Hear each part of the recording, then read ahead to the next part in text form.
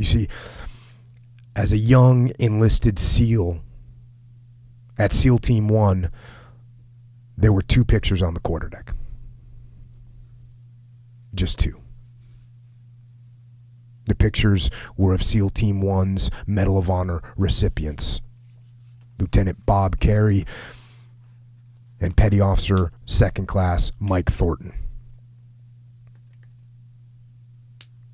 And we young guys, we memorized their names, as well as the name of the SEAL Team 2 Medal of Honor recipient, Lieutenant Tom Norris. And we read their citations over and over again and debriefed them amongst ourselves. But we young enlisted SEALs, we focused on Mike Thornton. He was an enlisted man, like we were. And we had heard about him. And he was a legend, not only for his actions, but for his reputation as a SEAL, as an operator, as a leader, as an all-around badass frogman that we all aspired to be. As a young enlisted SEAL, he was the mark. He was the example. He was Mike Thornton. And a few months after checking into SEAL Team 1, I was in Virginia Beach. I was going to a school at the Navy base there on Little Creek, and one day after work, we went to a place called Papa's Pub. Now, mind you, I wasn't even old enough to get in, but the chief snuck me in there. And as we were sitting there having some food and talking, a handful of other SEALs walked in, and they were wearing their full dress choker whites. And one of them was a big monster of a man, and he had a rack of ribbons up to his shoulder and the Medal of Honor around his neck, and I knew exactly who it was.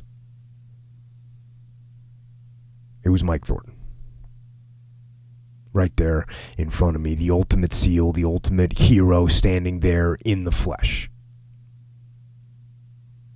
And my chief looked and he saw how awestruck I was, and he told me to go over there and say hi, which I did. Now, again, I was a new guy. I didn't even have my trident yet. And at SEAL Team 1 at the time, as I have accounted over and over again, we new guys pretty much got treated like worthless scum. But when I introduced myself to Mike Thornton, he slapped me on the back and said, "Welcome to the teams." And then he told me I'm from Team 1 too.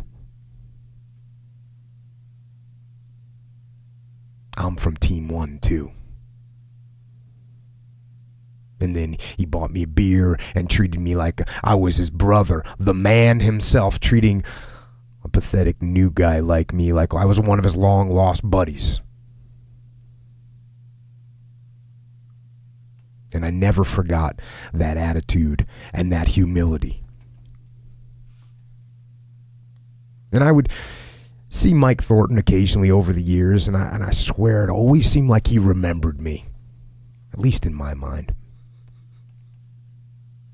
But years later, he actually did get to know me a little bit when Mikey Monsoor's parents received the Medal of Honor from President Bush in the White House. I was with Mike Thornton again.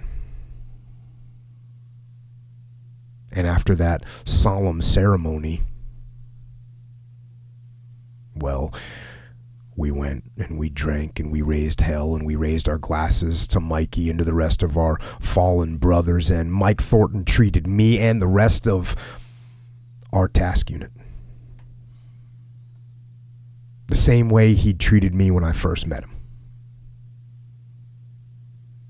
Like we were all brothers. And that night, now, that I had seen combat myself and seen with my own eyes the bravery and the selflessness and the sacrifice that is the very core of our community. I finally understood why Mike Thornton treated us all like brothers.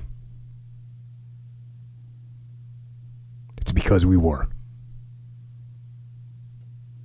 And we are.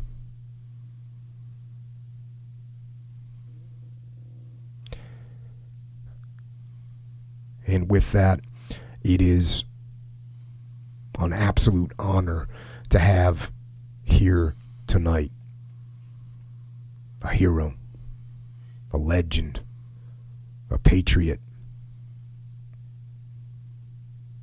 and someone I'm so proud to be able to call brother, retired SEAL and Medal of Honor recipient, Mike Thornton. Sir, welcome aboard. Thanks, Jocko. Thanks, Al. And it's my honor to be here, too. You are an unbelievable warrior as Mikey Mansour. I tell you, my love goes out to George and Sally and everybody there. But that was an unbelievable day to have Tommy and me there, and Colin and Todd Stenoff and all the other teammates there.